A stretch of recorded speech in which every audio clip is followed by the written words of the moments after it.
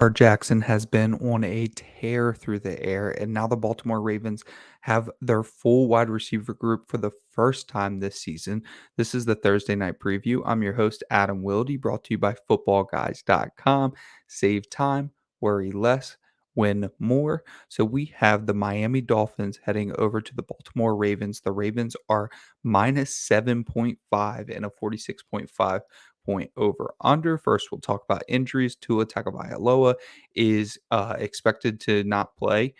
If he does play, he may be serving up in a backup capacity, which is kind of strange. If he's ready to play as a backup, then why isn't he ready to play as the starter? I'm not quite sure there, but those aren't my words. So we're preparing for Jacoby Brissett to start.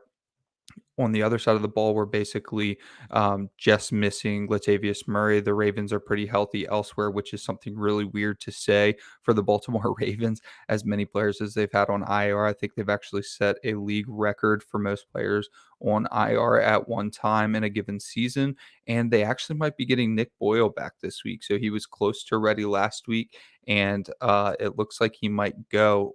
Probably the best blocking tight end in the league. So that's huge for a running game that, you've got Lamar Jackson getting it done, but now you've got Devonta Freeman having to put it together and Le'Veon Bell getting touchdowns in multiple weeks. It's going to be very helpful for them to get Nick Boyle back, and it's going to be great for them in this game where they're going to be controlling the game basically from go. So we've got Lamar Jackson ranked at quarterback 2 over at footballguys.com.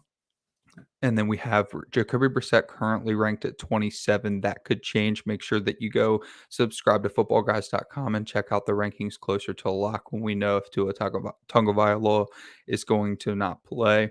Next, we have running backs. The main running backs that we're going to talk about, we have Myles Gaskin at 16. He's been kind of a risky play, but he's had his biggest games with Jacoby Brissett. So that's a good thing. We've got him projected at 14.5. Then you go all the way down to Devonta Freeman at 27. Still a viable start, but when you get down to Le'Veon Bell and Savon Ahmed, you're basically talking about players that you're putting in the lineup because you have been decimated by buys and injuries. Okay, so we're going to head over to wide receiver. I mentioned at the beginning of the show, so Sammy Watkins is back. So you've got Sammy Watkins, Rashod Bateman, and Marquise Brown.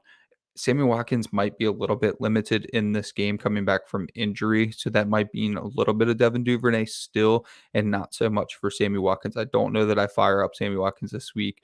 I probably would avoid it at all costs if I could. So Marquise Brown is landing at wide receiver 5 for us.